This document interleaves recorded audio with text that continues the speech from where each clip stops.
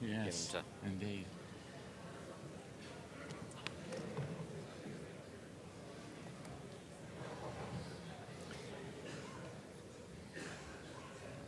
Clearly the industry groups are all at it with the senior people. So. Yes, indeed.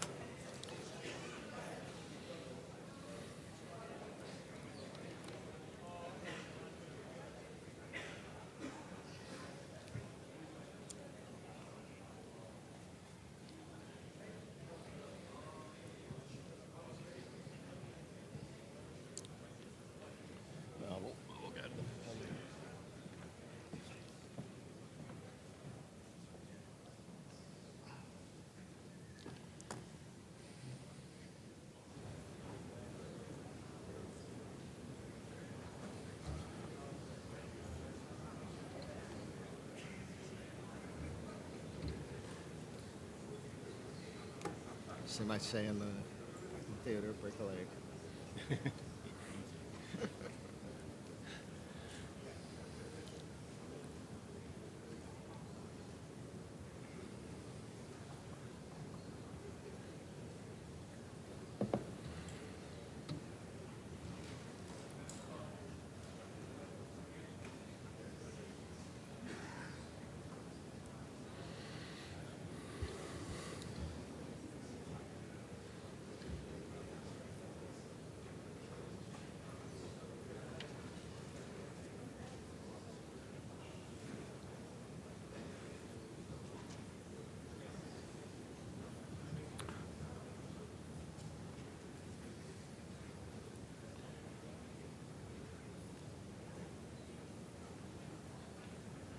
Ladies and gentlemen, good afternoon, welcome back and congratulations on coming back on time.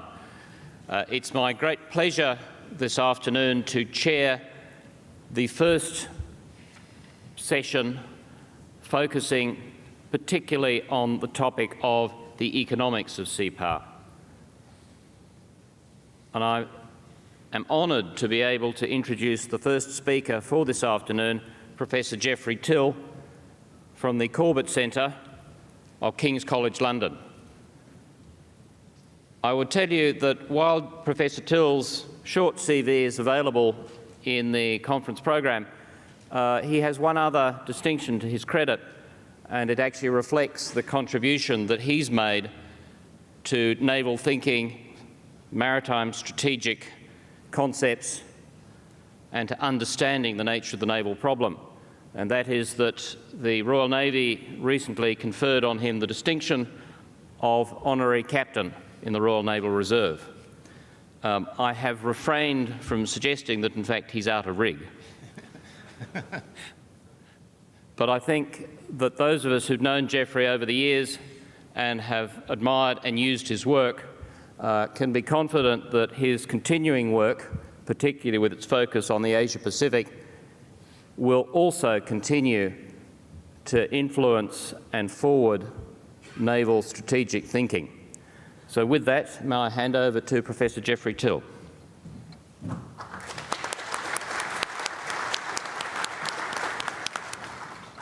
afternoon, everyone. Last year was the centenary of the masterwork of Sir Julian Corbett, my particular naval hero, and also of a book by Alfred Thayer Mahan called Naval Strategy. That, plus the clear maritime rise of the Asia-Pacific region, which has already been alluded to this morning, seems to me to provide an ideal excuse for testing the maritime narrative associated with guys like Mahan and Corbett. To what extent is what they said then still true? To what extent should it be a guide to policy in the 21st century? In broad terms, they argued that there was something uniquely cost-effective about sea power as compared to land power, the maritime approach as opposed to the continental approach, and that those nations best able to exploit it would profit in every sense over those who didn't. Of course, one has to start with a caveat.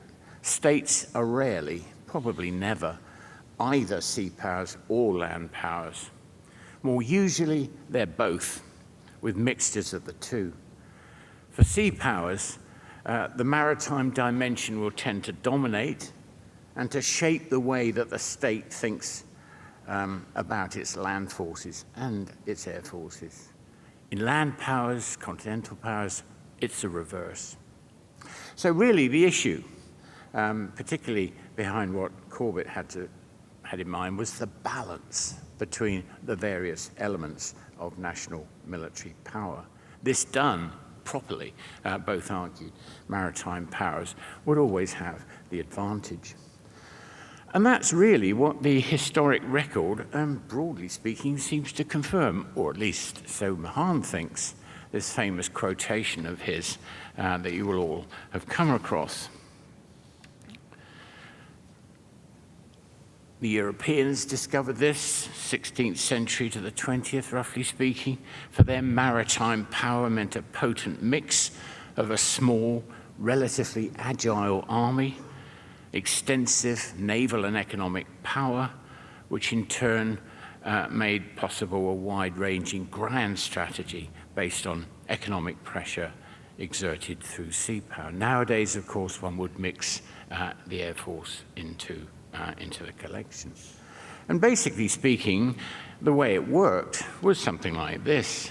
Maritime trade produces maritime resources, ships, ports, seamen, maritime infrastructure.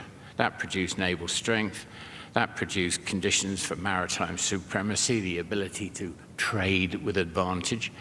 And so it went on. It wasn't a closed system. It could be broken up. But broadly speaking, that was the reason. And this was based in the British case, of course, on trade, resources, naval power. Naval power being part of maritime power, as Corbett would say.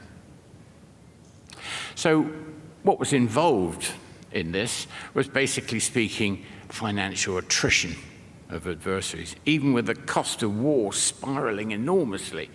By 1813, for example, Britain was able to sustain a level of expenditure that far outstripped that of every other country in Europe. And really what made this possible, in the case of the British Empire, as a classic example of the sort, was the simple fact that the British Empire was founded on sea power, and that sea power was founded on trade. Trade and the Royal Navy, in short, held the empire together, made Britain the wealthiest and most powerful of all nations. And this provided what Neil Ferguson has called world dominion on the cheap. Before the First World War, the British built 27 dreadnoughts, the Death Stars of their time, for £49 million, less than the annual interest charge on the national debt. In due course, the United States took over the same maritime baton. It was based on a liberal maritime system. Not necessarily the sheer strength in volume terms of the economy, but more how that strength was deployed. And this has led various people like Walter McDougall, for example, to argue that all truly grand and successful strategies have been essentially maritime, if not exclusively maritime. As an academic, I can almost add the word discuss afterwards for my students. But of course, this simple, apparently persuasive maritime narrative has its challenges. It always has. People would point out that Britain in the Napoleonic era, for example, did eventually win, but it was fraught with continuing difficulty. The social, human, and financial costs were huge. Geopoliticians like Halford Mackinder have pointed out that many long-lasting empires were not, in fact, based on sea power at all. Mahan and his like had made too much of the Columbian era. If you look at the Mongols, for example, Genghis Khan, the greatest Eurasian empire of all, built an empire based on horsepower, not sea power. The Mongol Empire turned into a great force of global connectedness, if not globalization, with huge speed, surprise, and the ability to operate across incredible distances. Genghis Khan and his successors conquered more peoples and territory in 25 years than Rome had managed in 400. He established what was in effect a free trade zone, stretching from Korea to the Balkans. He introduced a universal alphabet, the first international postal system, and a body of law and regulation that encouraged trade to flourish. German miners to work in China, Chinese doctors to practice in Persia. So it could be done on the basis of continental power too. And then Mahan admitted that there are systemic vulnerabilities to a sea-based system. It's delicate, and there are dangerous vulnerabilities, especially when the distracting effects of continental threats or government neglect mean that there's insufficient naval, maritime strength to produce the kind of forces sufficient to protect the wider maritime system on which it ultimately depends. As the fate of the Netherlands in the late 17th century, Japan more dramatically in the 20th, all too clearly show not just the interest, but the very survival of a maritime power may be at stake if their inescapable vulnerabilities are successfully exploited by others. But turning away from the sea did not necessarily doom a state to depression and decay. If you look at the Qianlong Emperor, for example, China's reversion to a much more continental approach under the later Ming and through the early Qing dynasties did not, in fact, lead to national decline. In the second half of the 18th century, China was in many ways at its apogee, and China's view of the fundamental unimportance of maritime trade was expressed by the Qianlong Emperor to Lord Macartney in famous terms in 1793.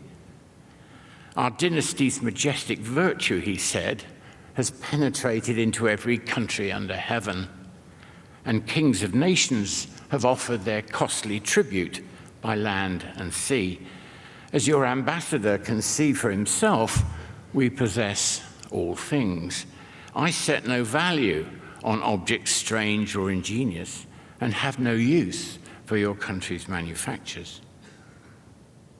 Finally, the geopoliticians have argued that the world political potential of CEPA has been in retreat.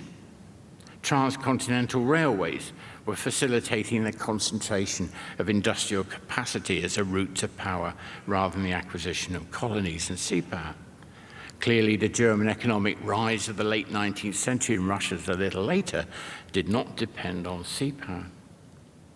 To this, I suppose the maritimists might very well respond that the Qing got the balance wrong.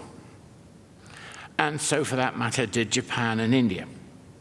And therefore, they opened themselves up to the depredation of those countries which hadn't got it wrong. In some ways, though, skepticism about the terrible simplicities of the maritime narrative came to a head during the Cold War and its criticisms. Basically speaking, NATO's sea reliance was pointed out as a source of dangerous strategic vulnerability, an alliance divided by the sea, potentially. Technology seemed to take away a lot of the advantages of maritime power. History was now clearly on the communist side, also, it seemed to many at the time. But in the end, though, the maritime narrative withstood those criticisms too. The maritime strategy being the example of that. Conventional land power seemed to be basically unusable in the central struggle between the two. The Soviet Union was embarrassed by being outperformed by the West industrially, despite those early promises. And the levels of expenditure and technological effort required to win the military race for supremacy at sea was quite clearly lost. So if you put all this together, the Mahanian narrative would seem substantially to have prevailed over the many challenges, even of the Cold War era. Unfortunately, in this case, it didn't take a conflict to prove the point. But that hasn't been the end of the challenges. Since then, the narrative has been transformed, if you like, by the centrality of the rise of Asia.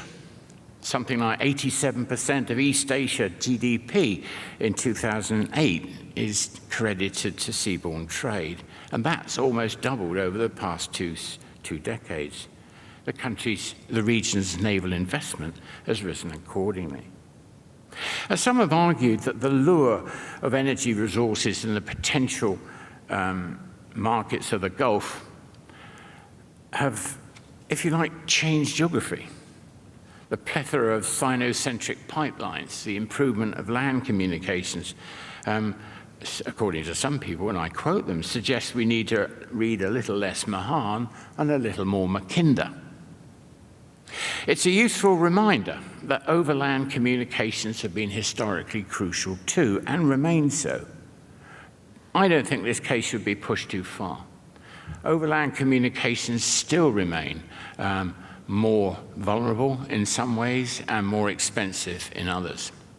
So, if the basic proposition is that the maritime narrative has so far survived, broadly speaking, intact, what's the secret of its success? How does one, if you like, explain maritime success? Why is it true, if it's true? I think there are two reasons for it. The first one is cost effectiveness, something that Corbett was always going on about. Now, cost effectiveness depends critically on the capacity to control the cost of the enterprise. And maritime operations do seem to have a distinct advantage over others in this respect.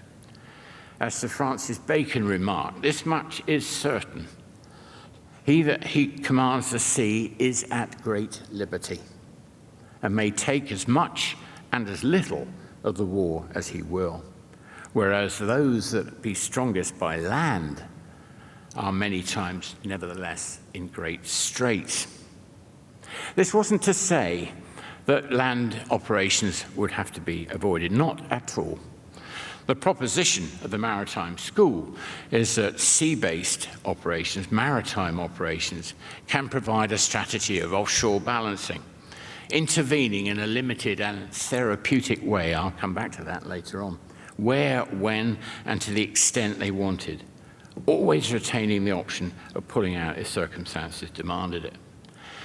The second secret of success was quite clearly the very clear link between navies and trade.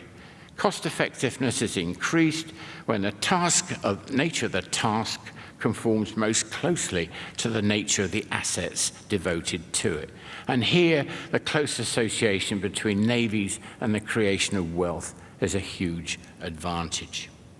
Sea powers can much better exploit the attributes of the sea as a stock resource, energy in the shape of calories from fish, oil, gas, and as a means of transport.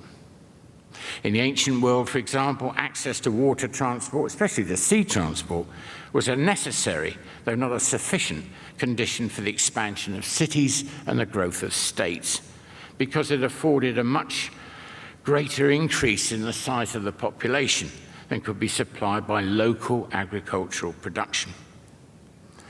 The growth of Athens and Rome, critically dependent on their access to the sea. Athens relied absolutely on its access to the Crimean grain trade. Rome imported 150,000 tons of grain every year. 85% of it came by sea. Covering 75% of the Earth's surface, the world ocean has become what the lawyers call a flow resource, the safest, cheapest, and in some ways fastest medium for the transportation of volume goods, as well as a stock resource for fish, oil, and gas. The sense that navies are uniquely fitted to defend trade is now a commonplace, among sailors at least. In some circumstances, navies not only protect the interactions of a sea-based trading system at sea, they can also engage in actions that protect the conditions for trade by making possible therapeutic interventions ashore whenever and wherever commercial or strategic interests require it. Hence the studies in one of my colleagues' books that seek to demonstrate the link between forward presence, for example, and things like the price of oil, which has been done satisfactorily. But it is a two-way link. This is not a one-way street. Trade provides the wealth on which naval expenditure depends. Finance is critical because that determines and shapes the Navy. Naval weaponry and manpower and sufficient quantity and quality depend on the availability of sufficient finance and access to industrial capacity to produce what's necessary. And so, as McNeill Dixon recommended back in 1920, a touch lyrically about the British in this case, but one can think of other countries these days, cease to think, he said, of Britain's naval power in terms of battleships and cruisers, and you begin to understand it. Think of it rather in terms of trade routes and navigation, of ships and dockyards, of busy ports and harbours, of a deeply indented coastline, of great rivers flowing into wide estuaries, of liners and trams. Too often the histories speak of the Navy as if it were a thing apart, a mere fighting instrument, and forget to tell us of the fleets behind the fleet, of the merchant sailors and the fishermen, the pioneers and the builders of our sea-supported confederacy.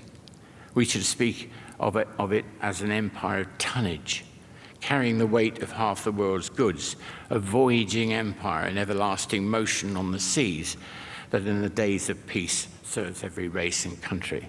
Historians don't write like that these days, more's the pity. But there is, of course, a negative side to all of this.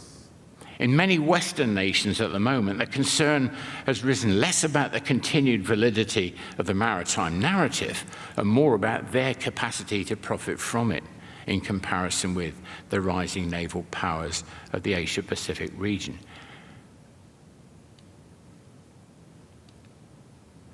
Change, if you like, is permanent.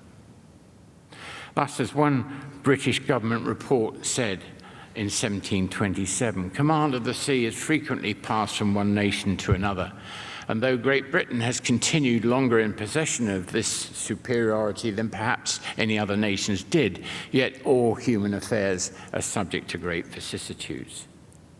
That was 1727, so it's a wee bit premature, but you can see what they mean. The question now is, are we facing a great period of transformation in which the maritime narrative is to be exploited by others? The rising powers of India and China do seem to be recovering the maritime aspects of their past and to be following that same trajectory towards full involvement in and part ownership of the globalized sea-based trading system. The maritime narrative survives. It's just who's telling the story, if you like. The latter may prosper even if the former owners of the process do not. So, finally, how does one do it? How does one continue to develop and exploit maritime power, either for the powers of the West that seek to defend their capacity to enjoy the profits of the maritime approach, or the rising powers of the East that seek to develop it? Again, I think, basically speaking, there are two ways forward. The first, quite clearly, defending the system against everything that might threaten it: interstate war, deliberate attack, disorder. And this requires, clearly, flexibility on the part of naval forces operating at and from the sea. Basically, the conditions for trade are now as important as the conditions of trade on the high seas. What happens in the littoral, in other words, is important if it has an impact on the system as a whole. And this requires navies to deter conflict, to prevent the onset of ruinous war, to head off unnecessary arms races, to accept a commonality of interest in the defense of the system, especially in situations of failing states, malign regimes, and international terrorism and so on.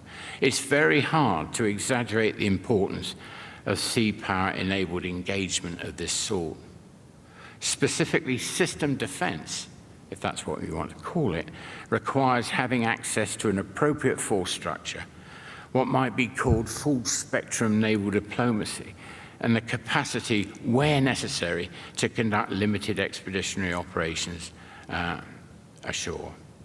And with this, we get to the second of the two means of implementing a cost-effective maritime approach, and that's moderation. Moderation in all things to prevent hostility. First, maritime powers do generally seem, historically, to be regarded as less threatening to others than continental great powers.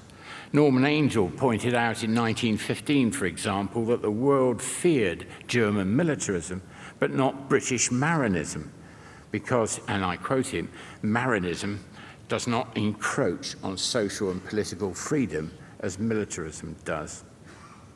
Trade was the objective, not the establishment of empire. British imperial historians have for years been making the point that their empire rested essentially on sufficient consent of a sort. How else could the British rule India, a region of some 250 million people with just 1,200 civil servants and at most 35,000 British troops? It was because there was collaboration. It was because there was sufficient consent for the British to be there. And this required the imperial power to attend seriously to the interests of others, as all of them, sooner or later, have had to do. And of course, when that consent is withdrawn, empires have collapsed, often because of their essential complexities and fragilities, with amazing speed. Secondly, the maritime approach means avoiding, wherever possible, large-scale, cost-ineffective, land-centric campaigns, especially on the mainland of Europe. I quoted Walter McDougall before. I'm going to quote him again in a long quotation split up into 3 bits. This is the first bit. Japan enjoyed regional naval supremacy, indeed a sort of Japanese Monroe Doctrine from 1904 to 1937. But rather than seeing insular Japan as the Asian mirror of Britain and privileging naval power, the Mikado saw Japan as the Asian mirror of Germany and privileged the army. Hence, Japan exhausted itself in a suicidal bid for mainland empire. For another example, McDougall points to the British. One might even say the British, too, lost their maritime supremacy by engaging in 2 exhausting world wars on land. That's what broke them, not the costs of empire, the ruinous consequences of getting involved on the continent of Europe in the way they did. Those commitments meant, for example, that the British felt unable to send out to Singapore and the Far East the relatively small accretions of naval, air, and expeditionary land capabilities that would have made all the difference to the outcome of the Malaya campaign in 1941 and 42. It delayed the recovery of Singapore as well. Significantly, a gross shortage in the required level of shipping was amongst the major reasons for this, and nicely illustrates the adverse impact that the continental approach can have on the maritime. And this is McDougall's last warning. One might even wonder whether the United States is in danger of squandering its supremacy through a series of discretionary land wars in Europe. And what McDougall and people of his persuasion have in mind, of course, quite clearly, is things like Afghanistan, a landlocked country, primitive infrastructure, complex social characteristics, a traditional aversion to central government, and porous border regions abutting outside areas that support the insurgency to some extent. A fiendishly expensive, in every sense of the word, land transit phase through Pakistan. The enormous disadvantage of their associating with a regime seen as illegitimate by a disappointingly large proportion of the local population. Good strategy, a 21st century Corbett would say, is about making the best use of one's advantages and denying the adversary the ability to do the same. In Afghanistan-type counterinsurgency situations, this is extremely difficult. garrisoning long-term forces can become more part of the problem than the solution. The longer they stay, the worse the problem gets. Instead, the argument goes, the recent NATO operation in Libya is a much more effective, kind of cost-effective approach. It kept deaths on the coalition side to zero. Financial costs for the British in the same 6-month period were barely 12% of its costs in Afghanistan. There was a degree of mission creep, of course, but the mission itself was a success.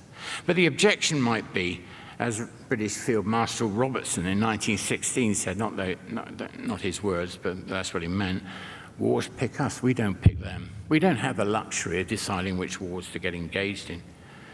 But in such, and that's true, but in such adverse circumstances, countries need to be clear about what their national interest requires and about the level of effort demanded, and perhaps more selective in whether to proceed than many of them seem to have been in retrospect in the run-up to Afghanistan. And certainly it's true that there is a continuing need for what some have called therapeutic incisions. In other words, limited expeditions, limited interventions ashore. Surgeons, when they're engaged in an operation, a therapeutic operation, they have two aims. The first one is to make sure that the incision is indeed therapeutic. And secondly, that they know what they're doing and that they're not engaging in a strategy of making it all up as they go along. For maritime powers, concludes McDougall, unavoidable and sustained long conflicts should be seen for what they are, detours. The more maritime powers are able and willing to move back to their maritime roots, the more cost-effective their policies will be shown to be.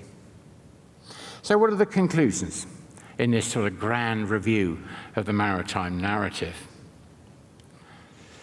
Well, I put a question mark on it because I am an academic and there's always two sides to every argument, and I like my students to engage with each other and argue about it.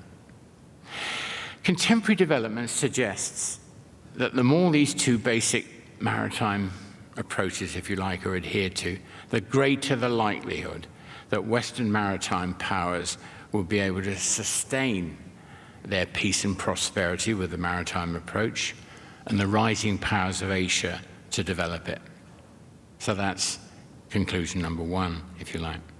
It might be objected that there's little new in this, and that this merely marks in many respects a kind of nostalgic rediscovery of a traditional maritime approach of 100 years ago, before the realities of the First World War, which is aimed essentially at the direct and indirect defense of trade, of maintaining maritime security wherever possible, of capacity building and offshore balancing, and where absolutely necessary, of hard-nosed, limited engagement for maximum strategic effect.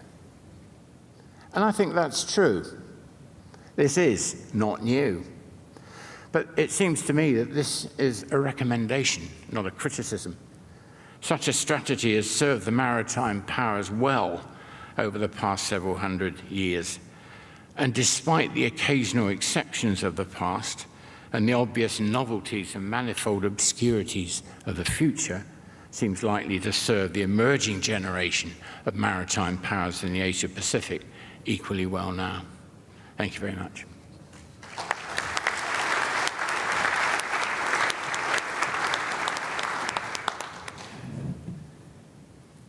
It's my pleasure now to introduce our second speaker, Dr. Sam Tancredi, with his case study on the relationship between the Australian and American experience and the benefits of that cooperation.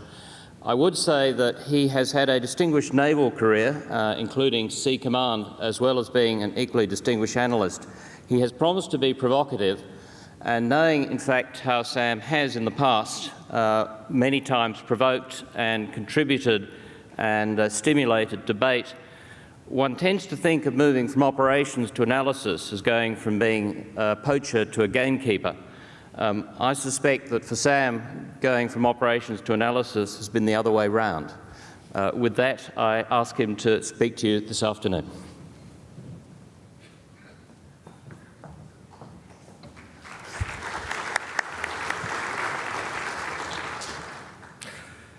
Australians are brilliant.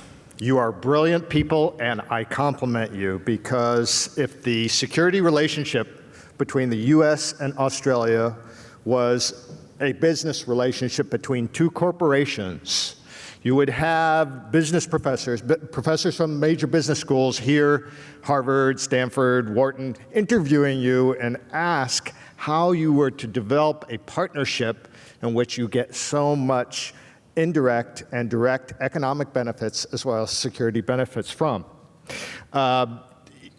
If it was a business relationship, you all would be lionized in the same way of a Warren Buffett or George Soros, or name your famous investor, as having an absolutely brilliant strategy, because you're able to leverage an investment that you have made, and it's not a small investment, into a relationship that develops for you and achieving objectives that far outweighs the actual investment.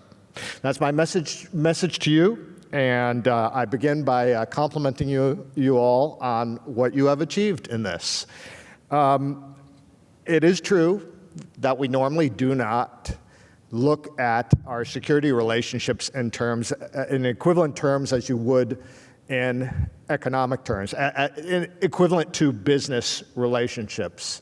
But I think in a lot of ways, because we do not do that, we do not understand the full relationship between the security cooperation we've developed, and the economic prosperity of Australia, the economic prosperity in turn of other nations, because we do not see it in a holistic manner. And I think one of the reasons that I'm invited here to speak, and I really appreciate being able to speak to you now, and being able to be with such a distinguished panel of two gentlemen that I respect, is because I'm trying to fulfill or give you ideas that kind of fulfill Admiral Griggs's view on how you explain the message out of the importance of maritime forces and of the Australian Defence Force to not simply the physical security of Australia, but to the entire economic structure and the growing economy, the happy economy that you have forged and developed and are benefiting from. Many nations have talked about sea blindness, and the fact that the populations do not seem to understand that their defense, and particularly the naval component of their defense, is very much tied to the entire economic fabric of the country. And they get little glimpses of this. And as a forward of my presentation right now, here's one little glimpse that they may see. This has come out of from CNN Money online, 3rd of January. And you see where the picture is superimposed, where the title is on the oil prices spike 4%, on the threats to the closure of the Strait of Hormuz. This illustrates one moment in time where there's suddenly awareness of what maritime security and what the defense relationships provide on a daily basis as far as allowing the international trade that allows the economy to prosper. And it's like oxygen, because when you, on a day-to-day basis, you don't notice it and you assume it. It's only when there's no oxygen in the room that you suddenly get excited about it, and suddenly you realize the importance. And if I can do anything, I would like to very much give you ideas on how to get the point across as far as what the benefit is of, as Jeff pointed out, sea power, maritime power, and in my particular piece on this, the security cooperation with the major maritime power. Now, why should you be listening to me at all? I am not an official representative of the U.S. I am not a flag officer. I am not I'm not captain of industry. I am not even really a full-time academic. But the reason I think perhaps some of these things that I have studied over almost a decade might appeal to you is because it has been my passion and avocation for quite a long time to analyze strategy, defense strategy, in economic terms, or in the relationship between economies and defense strategies. This is a particular project that is almost a decade old, but it's when I think a realization that the whole globalization phenomenon had a great maritime component. Now, what I'm saying right now is common sense to you all. I know it's really common sense to you all, and you all recognize it. But it's one of those things that we keep forgetting, or at least the public at large keeps forgetting. And it's really difficult to engage often on these points. So I'm going to be a little bit provocative in my presentation, and I'm going to throw out numbers and talk about things deliberately so that perhaps people can actually be able to describe. Today, we think in terms of dollar terms and efficiency, economies of scale, that sort of thing. So one has to talk in that language in order to attract attention, and that's what I'm going to do. And here, my points to you comes from some basic facts. Global security and the freedom of the commons is critical for Australia's resource and export-driven economy. And let's start with the first issue that is always brought up. Now, I'm not really wanting to talk about, but it's always an issue when you talk about maritime power and defense posture and the relationship with the U.S.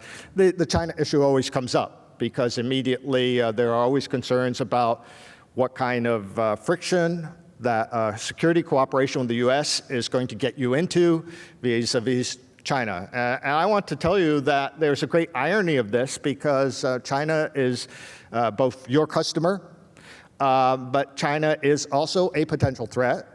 But that it's not what most people view, that the distribution of power is the problem. It is still the nature of the regime.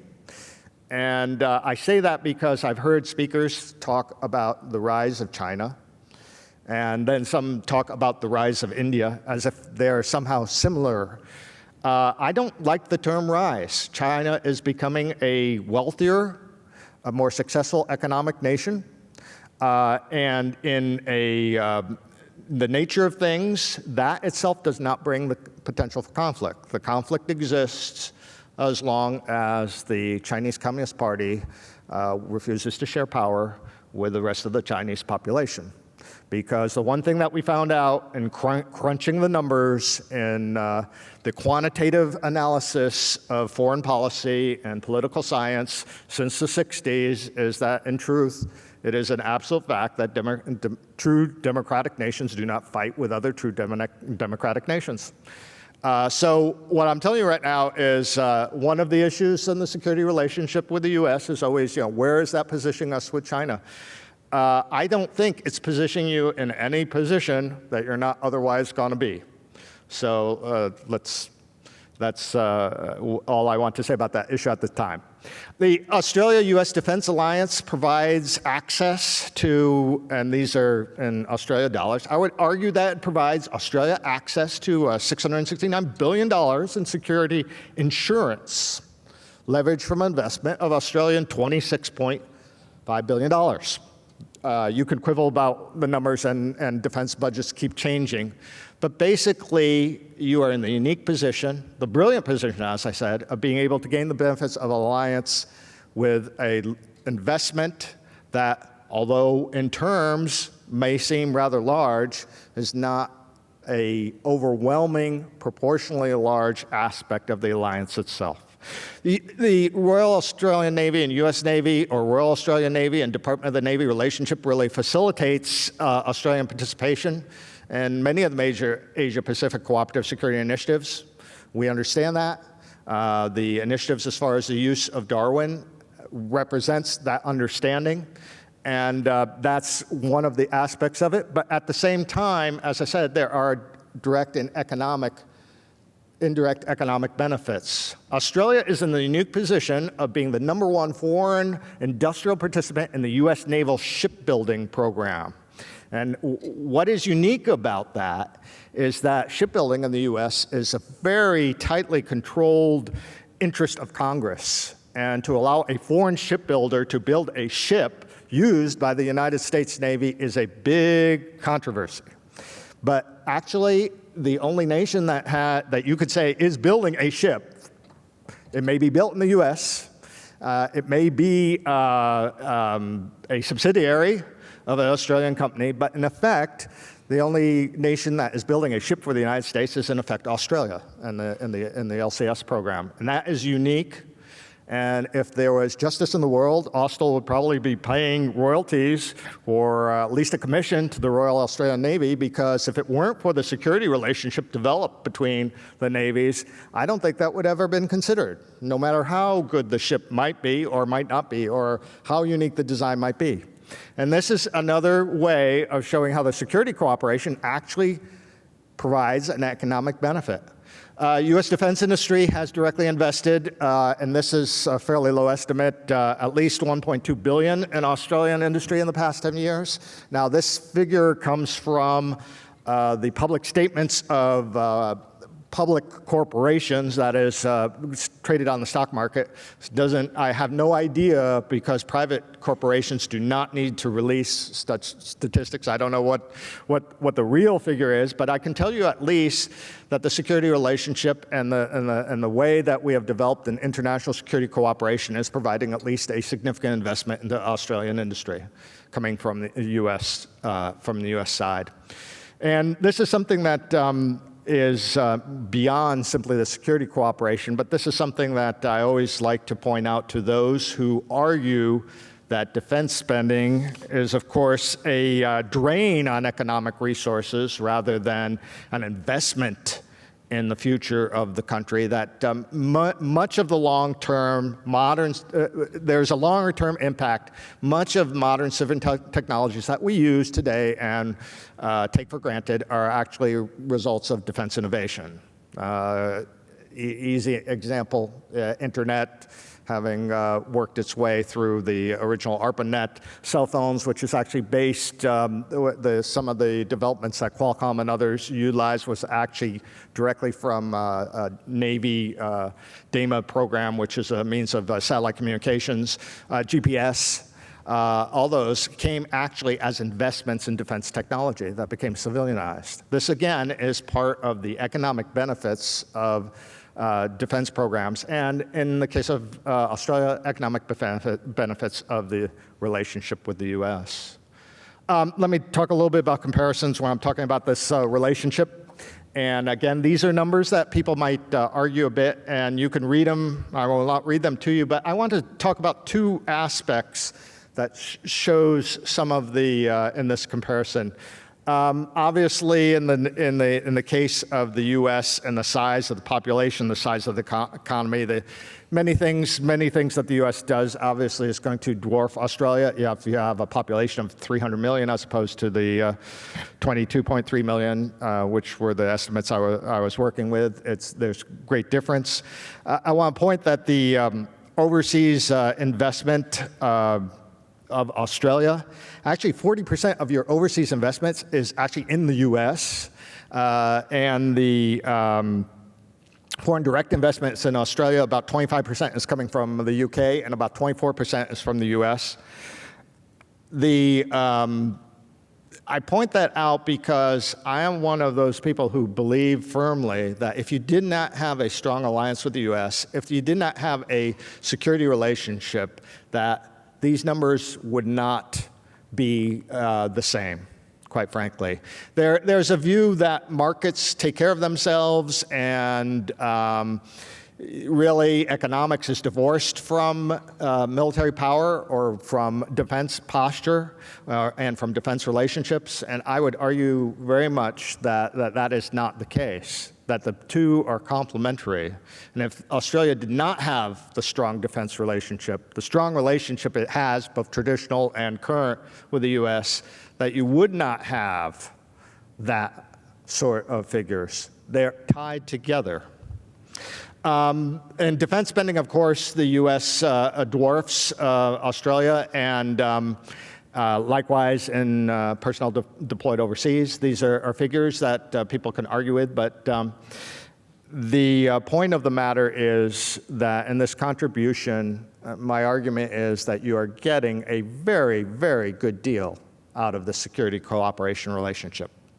And that leads me to the bottom comparison about energy dependency, because a lot of people have argued, U.S., one of the prime reasons that the U.S. is involved in defense throughout the globe is, of course, it's all for oil, or it's to simply preserve access to overseas energy.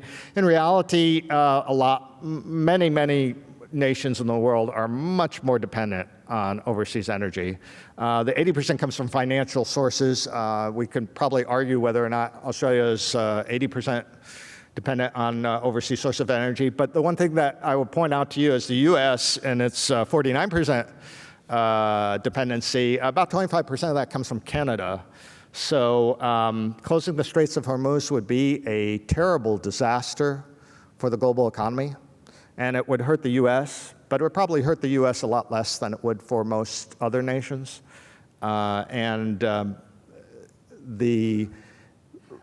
ability to maintain a strong security relationship with the United States and benefit from its security posture is really a remarkable thing, a remarkable asset to maintain.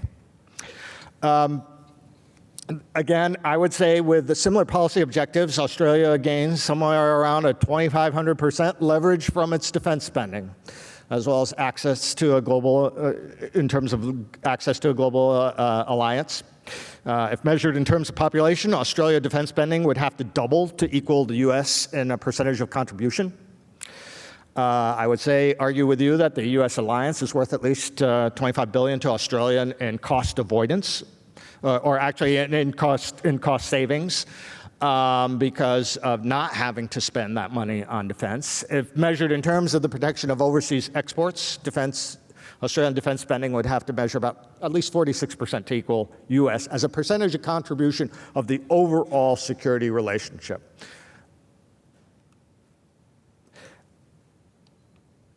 Now, the benefits is really moving aside from just numbers.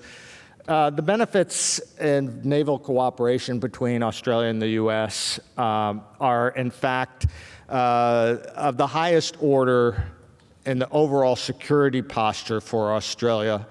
And one of the reasons, and I think Jeff alluded to this, is that maritime presence, quite frankly, is the most ready and least intrusive form of deterrence. And I think I would agree with what your Army Chief of Staff, your Army Chief of the Army stated, as far as maritime is more than just naval, and it represents a whole perspective on what the overall national strategy should be about.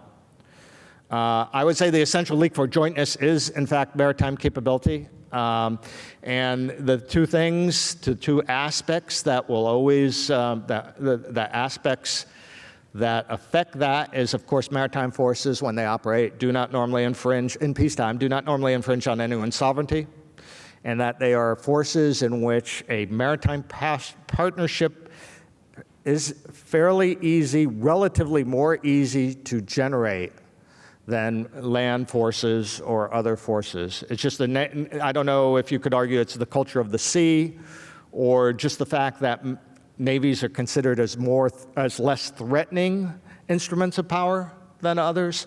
But in fact, naval cooperation is a key way, and in fact, probably I would argue the most important way of security cooperation among partners in regions such as the Asia Pacific.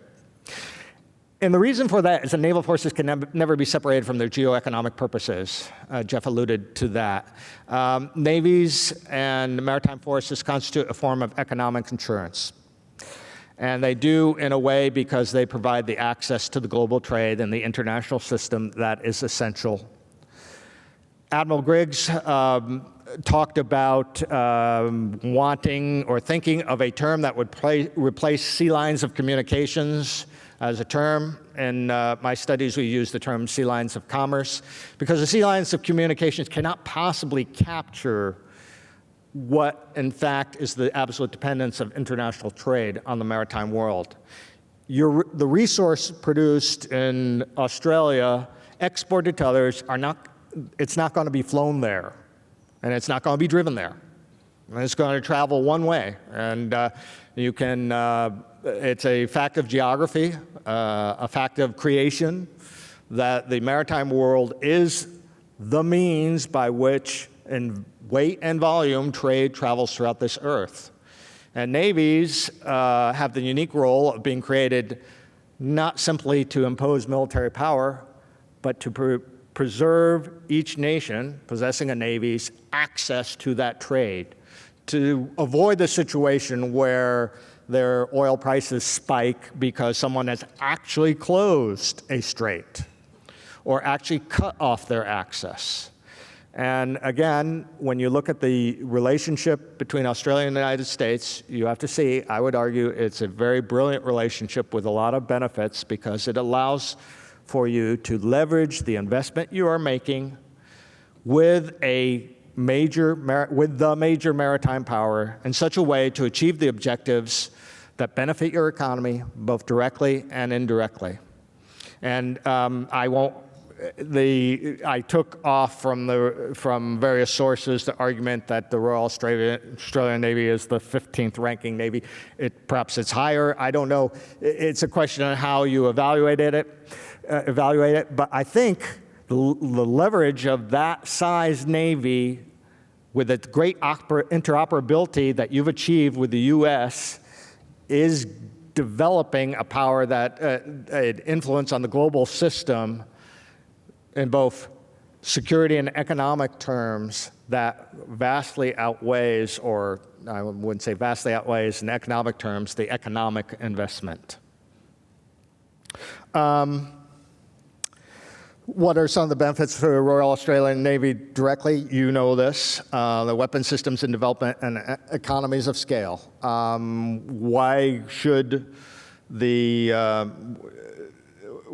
Australia go for, say, or any nation go for the Joint Strike Fighter, even if it may have problems and stuff? It's because you're interested in economies of scale. We all are. There are a lot of people that argue that when you tie yourself to the United States or any major alliance of this, both in terms of systems and interoperability, as well as simply policy or operations, that you're giving up a great deal of freedom as far as designing your own systems. That is true, but that freedom costs a lot of money. And in terms of what you achieve through the economies of scale, it seems that the investment you have had in the relationship is paying great, great dividends. There are cooperative programs, there's shared designs, there's technical assistance, personnel training, combined and joint exercises. All this adds up to cost savings, cost avoidance, technology transfer, and knowledge diffusion that benefits Australia's economy as well as its security posture. There are also issues to this. Every relationship has issues that come to it. In terms of direct systems acquisition, there is some increased costs. People don't like FMS surcharge. If you're familiar with that, as foreign military sales to the U.S. Surcharge. But I think if you actually do the calculations, you'll find that economies of scale and the access to the logistics pipeline with these systems actually weighs out that additional cost.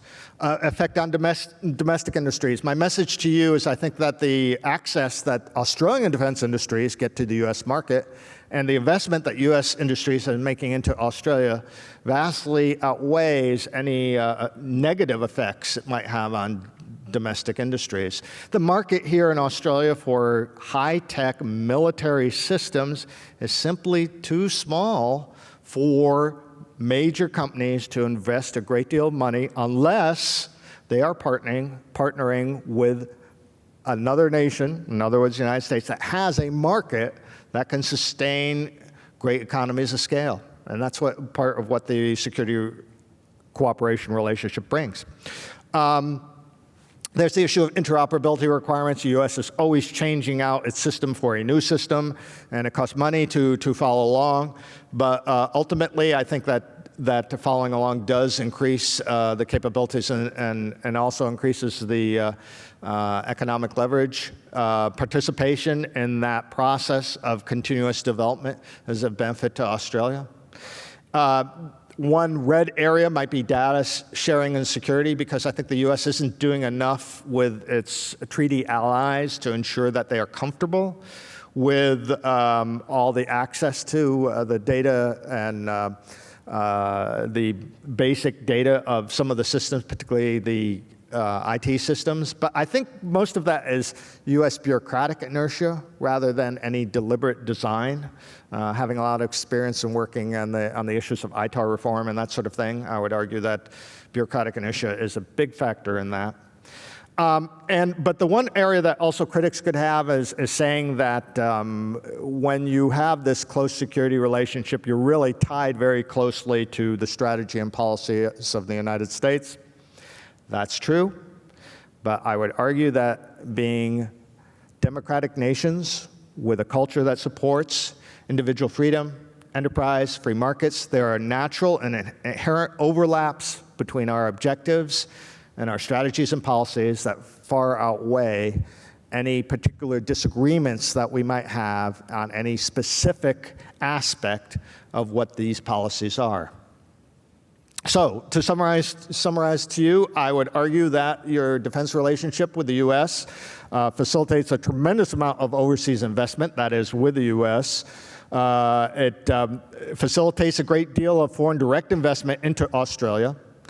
It provides you significant defense cost savings.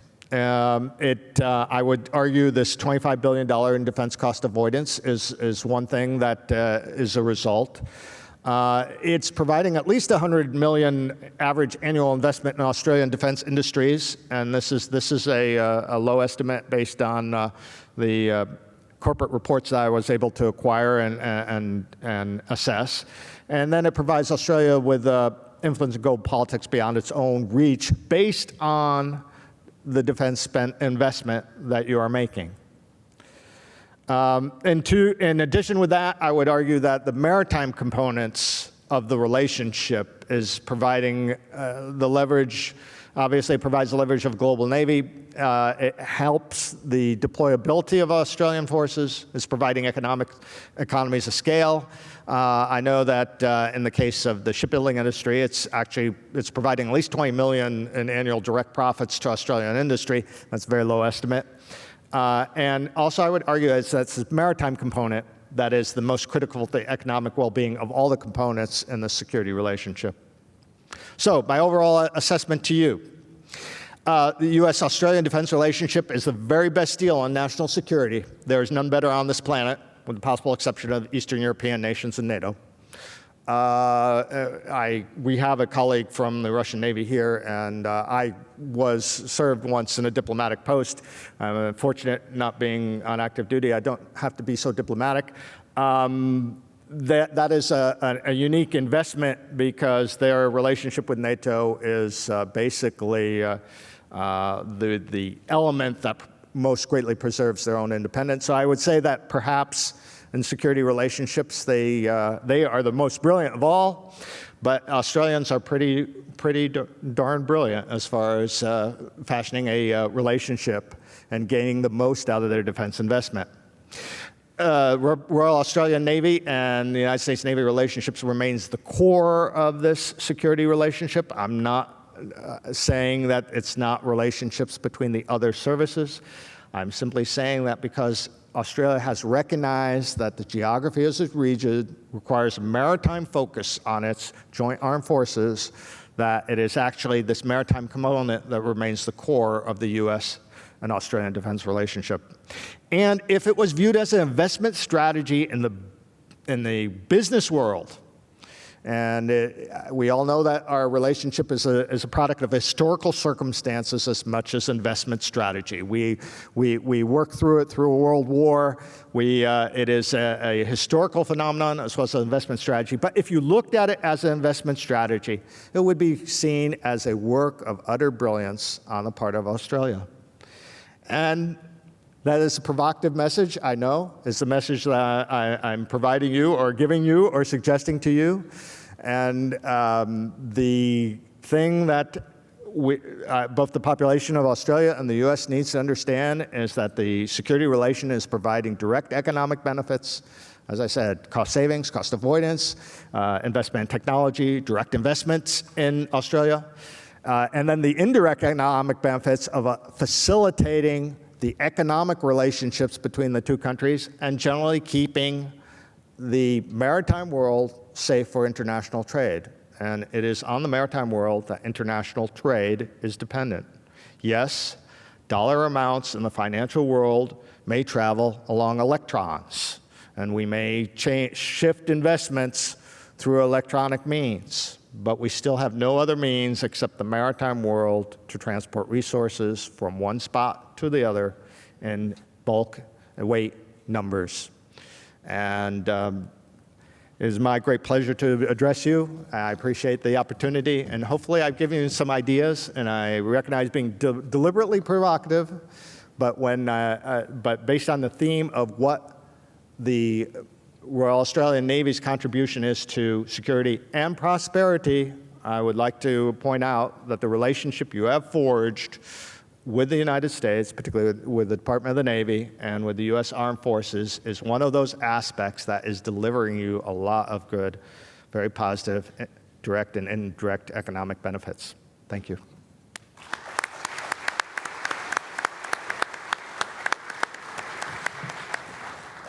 Ladies and gentlemen, first, can I thank both the speakers, and second, can I say that we have about 15 minutes for questions. Could I remind everyone of the ground rules? Please identify yourself. Please ask a single-part question and a question, not a comment. And with that, can I look to the first question?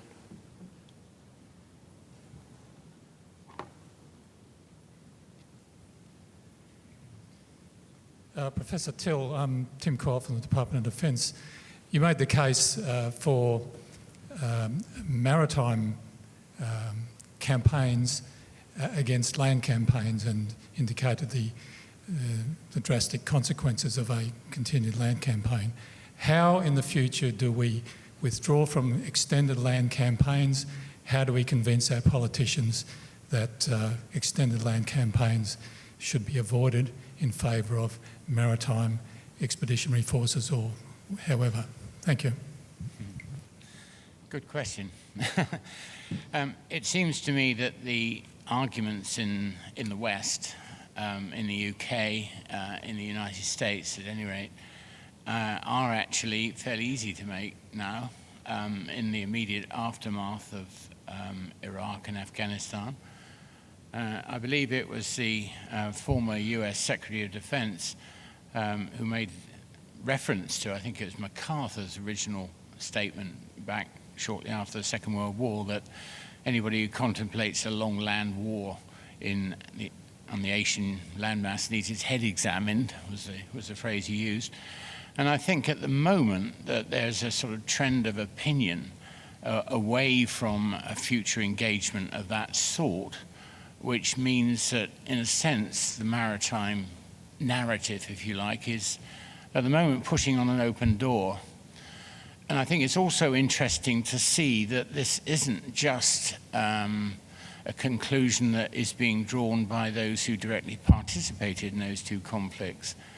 It's also a conclusion being drawn increasingly, it seems to me, by the rising powers of the Asia-Pacific region as well.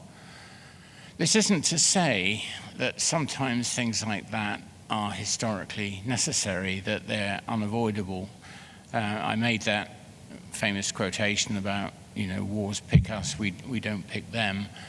And that in some instances, historically, has been the case, and in the longer term may well become the case in some darker, bleaker future. But at the moment, it seems to me that I think the general conclusion that most people come to is that this isn't a contingency seriously to be apprehended in the immediate term, at any rate. That being the case, it seems to me that the maritime narrative is just, as I said before, likely to be pushing on an open door. But in those cases, I think in the UK, the Chief of Defence Staff is the current one actually, is contemplating writing a book, I gather, about Britain's approach to the Afghanistan conflict, in which he will conclude, I think, that broadly speaking it was justified, and B, that it's now coming right, but that an awful lot of mistakes were made. And that, in effect, if you do have to engage on a detour, you have to get your map reading and navigation, your estimate of the forces required to do the job that you want them to do right, or more correct than most of us did last time. So in other words, when you have to do it, you have to do it with fully knowing what you're doing. Neil James from the Australian Defence Association. My question is for Dr. Tangredi. In light of his provocative presentation, would he like to make some provocative reflections on how most Australians don't see the relationship with the United States as a bargain? They see it as a burden, and most Americans probably don't think about it at all.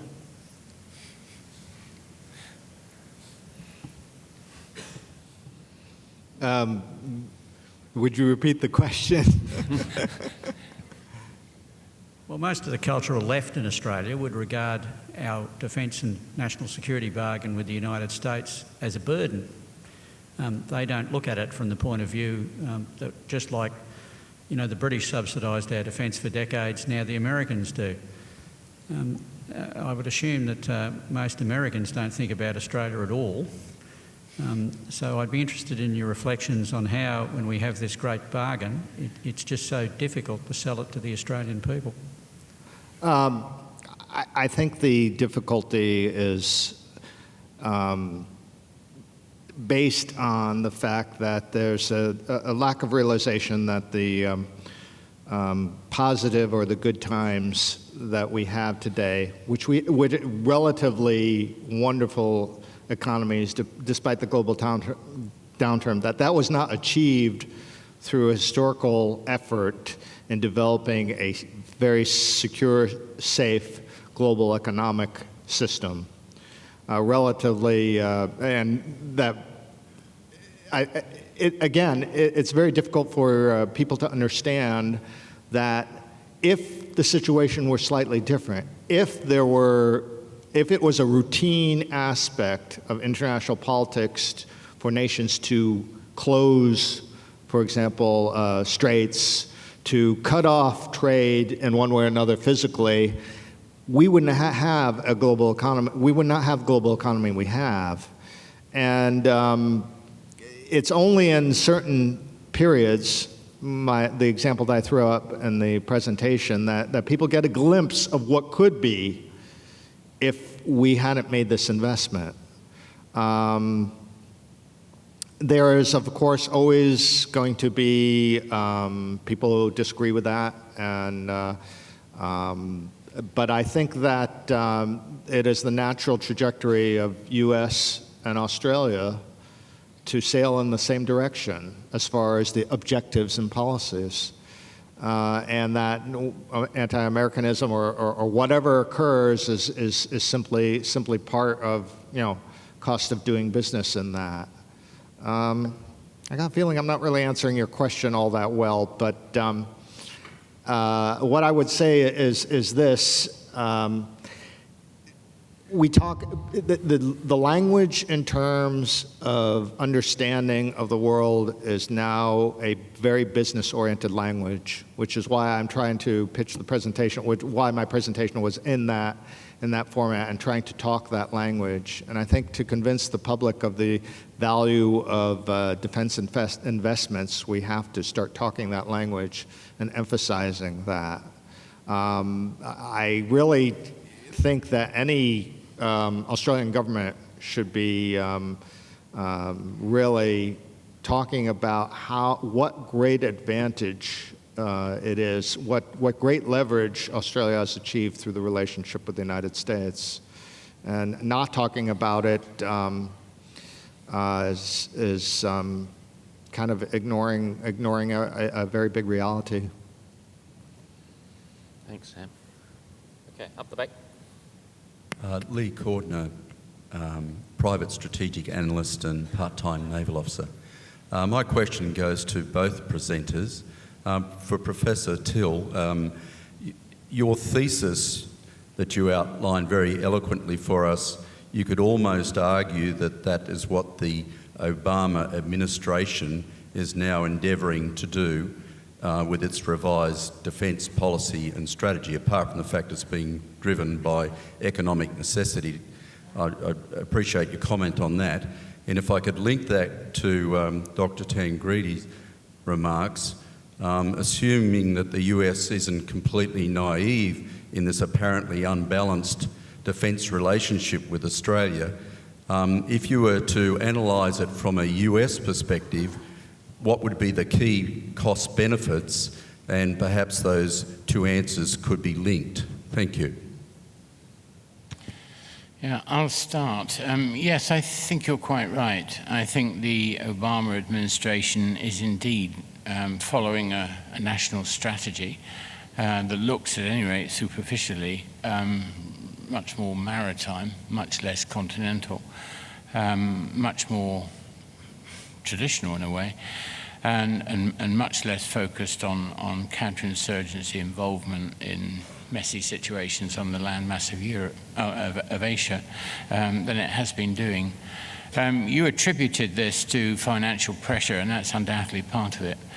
But I would also link it to my last answer. It seems to me that there is a growth or a genuine sense in the United States that however Iraq and Afghanistan turn out, the costs and the acceptability of engagements of that sort in the future are likely to be politically very, very high. And therefore, it's unlikely that the United States is going to get engaged in anything of that sort in the immediate future.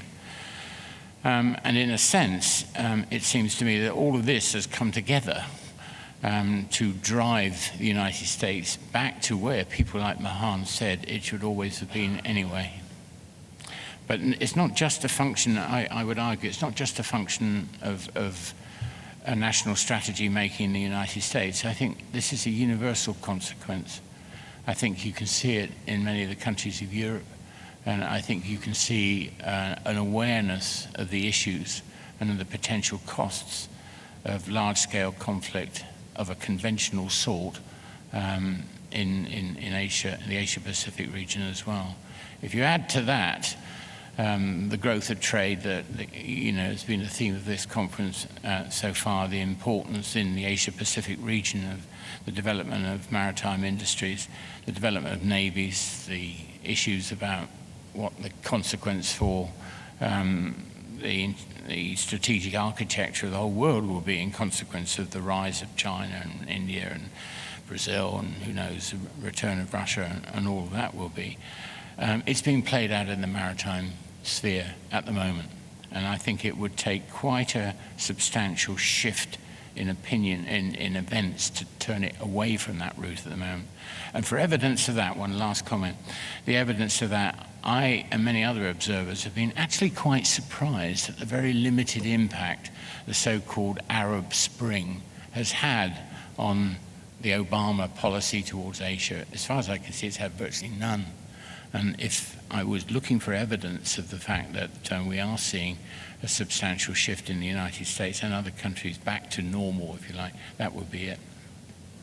Sam. Yes, I'll answer, just to add on to what Jeff was saying. The U.S. has been involved in some major conflicts The involvement in that conflict was based on some assumptions of how the world had changed, and those assumptions seem to not have proven valid.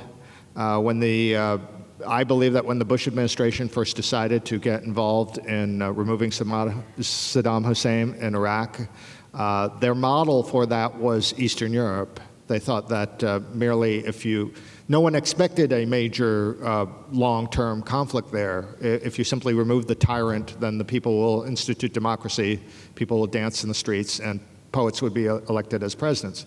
And that was a very naive reading, perhaps, of the cultural milieu of the Middle East. I think that sort of thinking has been at least pushed aside for some time. So that's one of the elements of why the U.S. would not be interested in being involved in those sorts of interventions. Now, as far as from the U.S. point of view, the U.S.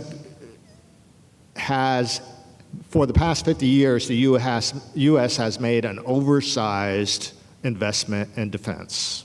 And there has been many arguments about how, at least within the U.S., that we carry along a lot of free riders, or that other nations are benefiting, or they're not paying their share. But the reality is, as long as the U.S. dollar is the world's reserve currency, then the U.S. is getting plenty of benefits by being the security leader of the global coalition. Australia and U.S. relationship is as much a cultural one as it is a defense relationship. So there's that aspect of it too. But what the U.S. recognizes is that it's not the desire for us to physically go and police the world. We can only do that with the cooperation of our allies. We're not interested in performing that function, even if there was a time that some might thought that would be a good thing to do. And the result is that the U.S. really understands that its out of proportion spending gets it the benefit of the global leadership role that benefits its economy and its position. So in that case, I don't think there's any, I've never seen, or at least in recently, any real agitation for saying, we're not getting enough out of our allies. I think just the opposite. Thank you, Sam. And with that, I'm going to call the session to a halt. I think you'll agree with me that it's been an excellent start to the main sessions of the conference, and it has set a number of themes which reflect the concerns which brought about the subject of this conference and the subjects that we need to be considering for the future of navies. Ladies and gentlemen, could I ask you to join me in thanking both speakers in the usual way? Thank you.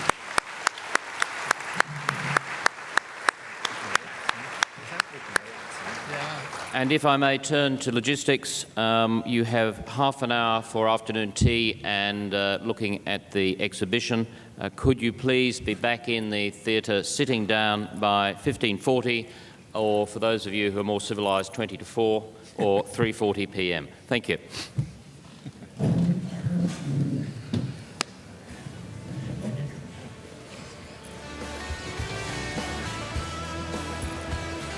Thank you both.